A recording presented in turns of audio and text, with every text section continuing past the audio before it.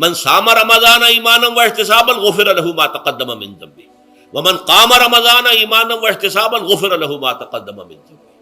تو سیام اور قیام جو ہے ان دونوں کا حق ادا ہو جاتا ہے. تو یہ ہے شہر رمضان الذی انزل فیہ القرآن ھدی للناس وبینات من الھدی والفرقان فمن شہد منکم الشہر فلیصم ومن کان مریضا او علی سفر فعدۃ من ایام اخر یرید اللہ بکم اليسر ولا یرید بکم العسر ولتکملوا العدۃ ولتکبروا اللہ علی ما ھداکم ولعلکم تشکرون. اب جو آخری لفظ ہے لعلکم تشکرون، اب اس کی وضاحت سمجھیے. اور رمضان کے یہ دو پروگرام جب پیرلل ہو جائیں گے، جب دونوں کی پابندی کی جائے گی، تو اس کا حاصل کیا ہے؟ اس بات کو سمجھنے کے لیے سب سے پہلے آپ اس کو سمجھیے کہ جسے ہم خود ہی کہہ رہے تھے، جسے ہم سیلف کہہ رہے تھے، اپنی انا کو مضبوط کرنا، سیلف کنٹرول، ایگو جو ہے وہ پوری طرح قابو یافتہ ہو اڈ اور لیبیڈو پر، اصل میں اس سے مراد کیا ہے؟ اس پر میں نے تفصیل سے بحث کی ہے عظمت صوم نامی اپنے کتابچے میں. ویسے یہ ہے کہ وہ مشکل ہے، ذرا فلسفیانہ اس کا انداز ہے، لیکن یہ ہے کہ وہی باتیں آسان الفاظ میں جو دوسرا کتاب چاہے عظمت سیام و قیام رمضان مبارک، وہ آسان ہے. اگرچہ یہ دونوں بہت ہی محدود تعداد میں ہمارے پاس ہیں، لیکن یہ کہ میں نے ذکر کر دیا، جو حضرات لینا چاہیں وہ لے لیں. لیکن یہ ہے کہ اس میں اصل پس منظر کیا ہے. دیکھیے، ہمارا جو وجود ہے انسان کا، یہ کمپوزٹ ہے، مرکب ہے. ہمارے دو وجود ہیں جو جوڑ دیے گئے. کیسے جوڑ دیے گئے ہم نہیں جانتے، لیکن ہے دو وجود. ایک وجود حیوانی ہے، میں نے عرض کیا تھا پہلے ہی، ہر انسان ایک حیوان بھی ہے مکمل، سارے حیوانی تقاضے ہمارے اندر بھی ہیں. لیکن حیوان اور انسان میں بنیادی فرق یہ ہے کہ انسان کا جو اصل وجود ہے وہ روحانی ہے. اس روحانی وجود کی وجہ سے انسان کا وہ مقام ہوا کہ تمام فرشتوں کو اس کو سجدہ کرنے کا حکم دیا گیا. فَإِذَا سَوَّيْتُهُ وَنَفَخْتُ فِيهِ مِن رُوحِي فَقَعُوا لَهُ سَاجِدِينَ. فرشتوں سے کہہ دیا گیا تھا کہ میں ایک بشر پیدا کرنے والا ہوں مٹی سے. جب میں اسے پیدا کر لوں اور اس کی ناک پلک سنوار دوں، دو پلک درست کر دوں، تو پھر اس کے سامنے اور اس میں اپنی روح میں سے پھونک دوں تو گر پڑنا اس کے سامنے سجدے. حیوان انسان اور انسان روحانی، یہ دونوں مل کر اب آدم بنے ہیں.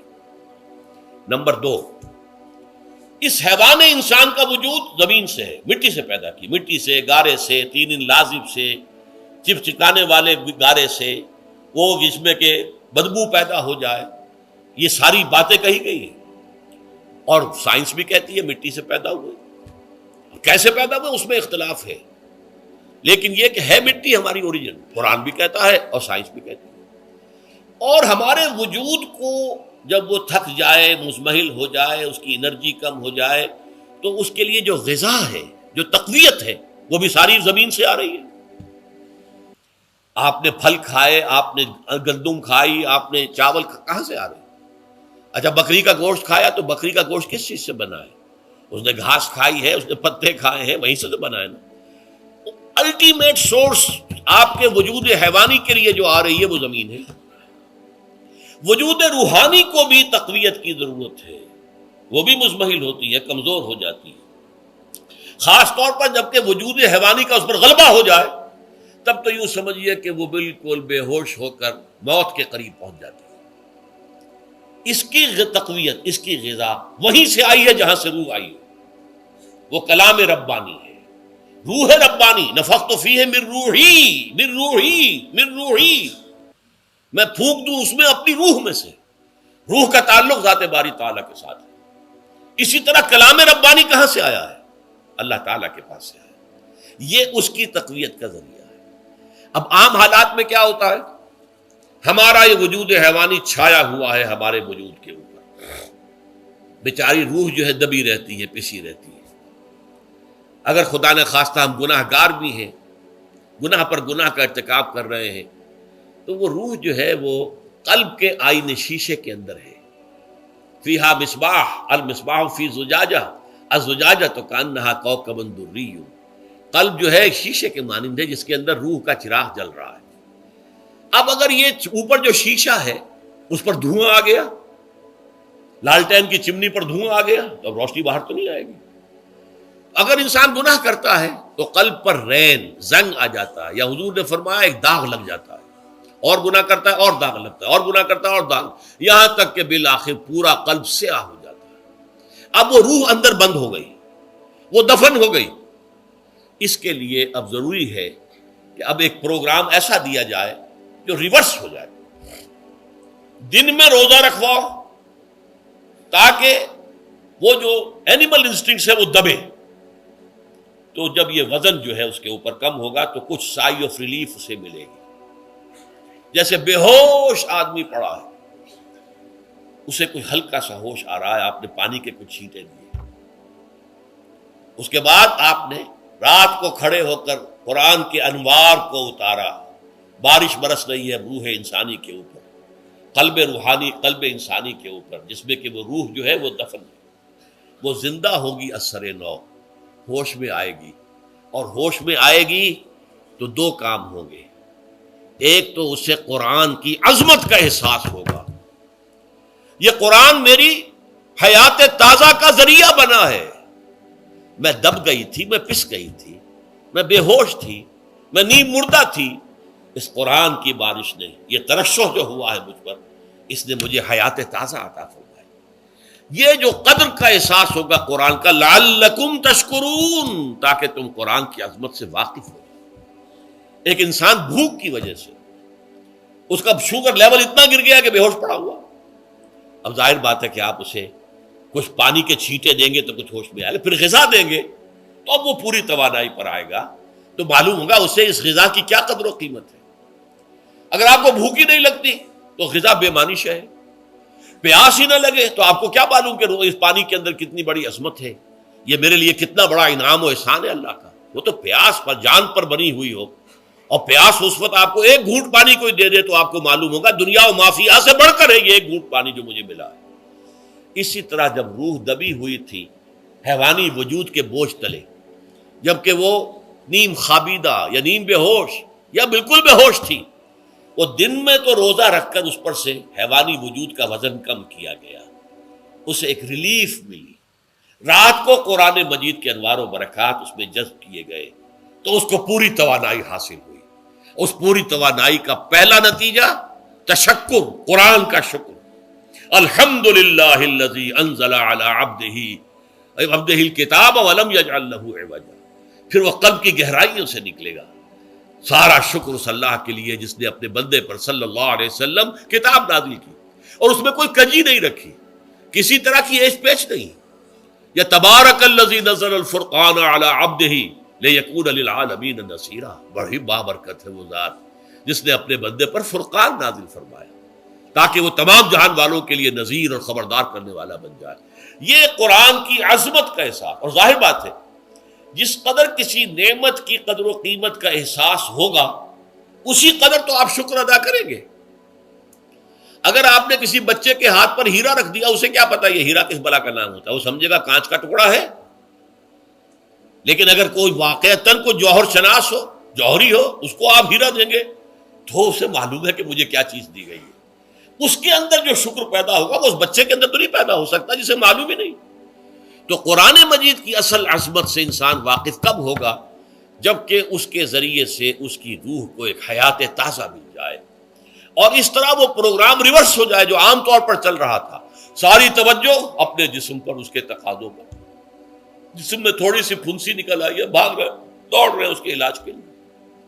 کوئی اور مرض لاحق ہو گیا ہے، بھاگ رہے ہیں، دوڑ رہے ہیں اس کے علاج کے لیے، بڑی بڑی فیسیں بھی دے رہے ہیں. ساری جسم کی پرواہ ہے. روزانہ نہا رہے ہیں اور اچھے سے اچھا صابن لا کر نہا رہے ہیں، وہ جسم کی پرواہ ہے نا، اس کی دیکھ بھال ہے. روح کی طرف توجہ ہی نہیں. یہ ہے وہ بات جو کہی گئی ہے سورہ حشر میں، اور جسے علامہ اقبال نے پھر اپنے فلسفہ خودی کی اساس اور سورس قرار دیا ہے. وَلَا تَكُونُوا كَالَّذِينَ نَسُوا اللَّهَ فَأَنسَاهُمْ أَنفُسَهُمْ أُولَٰئِكَ هُمُ الْفَاسِقُونَ. دیکھو اے مسلمانوں، ان لوگوں کے مانند نہ ہو جانا جنہوں نے اللہ کو بھلا دیا تو اللہ نے انہیں اپنے آپ سے غافل کر دیا، اور یہی لوگ فاسق و فاجر ہیں. یہ سوال پیدا ہوتا ہے کہ انسان اپنے آپ سے کہاں غافل ہوتا ہے؟ کیا اپنے وجود حیوانی سے غافل ہوتا ہے؟ کیا بھوک لگتی ہے تو وہ ادھر ادھر منہ نہیں مارتا؟ غذا کو حاصل کرنے کے لیے کوشش نہیں کرتا؟ پیاس لگتی ہے تو کیا پانی یا کوئی اور مشروب تلاش نہیں کرتا؟ کوئی بیماری لاحق ہوتی ہے تو کیا اس کے علاج کی طرف توجہ نہیں کرتا؟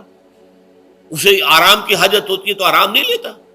اپنے اس وجود سے تو غافل نہیں. کون سے وجود سے غافل ہوا ہے؟ وہ روحانی وجود سے غافل ہے. بھول گیا کہ میرے اندر روحانی وجود بھی ہے اور اس کا تعلق ذات باری تعالیٰ کے ساتھ ہے. اس نے سمجھا کہ میں بس حیوان ہوں، نرا حیوان ہوں، اپنے اس وجود کی اصل حقیقت ہی سے بے خبر، غافل. چنانچہ آج کے دور کا سب سے بڑا المیہ کیا ہے؟ ڈارون کے نظریے کے جو اثرات پیدا ہوئے ہماری معاشرت پر، ہماری سوچ پر، ہمارے فکر پر، ہمارے فلسفے پر، ہماری سوشولوجی پر، وہ کیا ہے کہ ہم بھی نرے حیوان ہیں. اللہ اللہ خیر سلام. یہ سب سے بڑی محرومی ہے اس دور کی کہ انسان اپنے اصل شرف سے خود ہی مستعفی ہو گیا. ہمارا کوئی وجود ہے ہی نہیں، روحانی وغیرہ. روح کسے کہتے ہیں ہم نہیں جانتے، بس یہ جسم ہے. ہم اللہ کو نہیں جانتے کون ہے کون نہیں ہے. ہوگا ہم تو اس کائنات کو جانتے ہیں. ہم روح سے واقف نہیں، ہم تو اپنے جسم کو واقف. آخرت سے ہمیں کچھ پتہ نہیں، شاید ہو شاید نہ ہو، کچھ پتہ نہیں. لیکن یہ زندگی تو ہے، اسے ہم جانتے ہیں. یہ ہے آج کے انسان کا سب سے بڑا المیہ. اور یہ ہے ماس اسکیل کے اوپر ارتداد، ذہنی طور پر مرتد ہو چکے ہیں. انسانوں کی عظیم اکثریت مرتد ہو چکی ہے. یہ ہے در حقیقت کہ روزہ جو ہے اس پروگرام کو آ کر ریورس کرتا ہے. دن میں کھانے پینے، جنسی تقاضے پر پابندی، وہ وجود حیوانی کا وزن کچھ کم ہے. روح جو دبی ہوئی تھی، یا سسک رہی تھی، یا بے ہوش تھی، یا نیب مردہ تھی، اسے کچھ ریلیف ملا. اب اس کے اوپر قرآن مجید کے تیرے ضمیر پہ جب تک نہ ہو نزول کتاب، گرہ کشاہ نہ رازی نہ صاحب کشاف، ہمارے دلوں کے اوپر بارش ہو رہی ہو انوار قرآنی کی. وہ ظاہر بات ہے کہ بغیر سمجھے تو نہیں ہوگی بارش. وہ تو آپ کچھ سمجھ رہے ہوں گے تو بارش ہوگی، ورنہ تو یہ ہے کہ ٹھیک ہے، میں پہلے بھی عرض کر چکا ہوں، آپ کو ثواب تو ملے گا، لیکن یہ ہے کہ وہ اصل مقصد قرآن کی عظمت کا قلب کی گہرائیوں سے اعتراف جو ہے، اور اس پر اللہ کا شکر تو ادا ہوگا. لعلکم تشکرون، جبکہ قرآن مجید جو ہے آپ کے قلب کے اوپر نازل ہے، اس کا مفہوم نازل ہے. اچھا، اس کا دوسرا نتیجہ کیا نکلتا ہے؟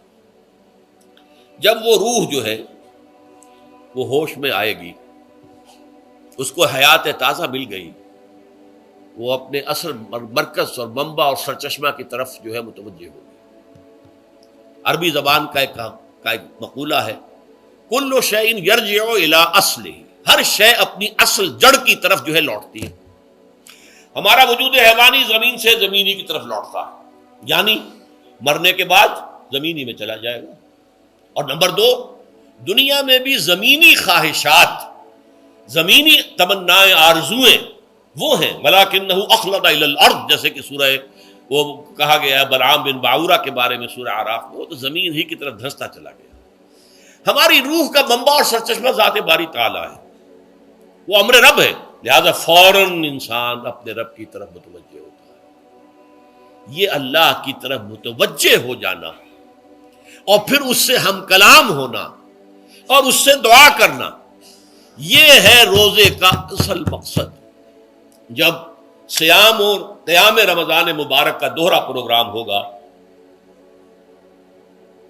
تو روح انسانی یا انسان کا حیوانی وجود اپنے مرکز کی طرف مائل پرواز تھا. حسن، اس کو کہہ لیجئے اپنے مرکز کی طرف مائل پرواز ہے. روح ہر شے اپنی اصل کی طرف لوٹتی ہے، لہذا یہ اللہ کی طرف متوجہ ہوگی. یہ اللہ تعالیٰ کی طرف متوجہ ہونے کا معاملہ دنیا میں رہا ہے کہ لوگ کہیں جنگلوں میں جا کر تپسیائیں کر کے، غاروں میں بیٹھ کے، بڑی بڑی ریاضتیں کر کے کیا چاہتے تھے؟ مجھ کو ہے تیری جستجو، مجھ کو تیری تلاش ہے. خالق میرے کہاں ہے تو، مجھ کو تیری تلاش ہے.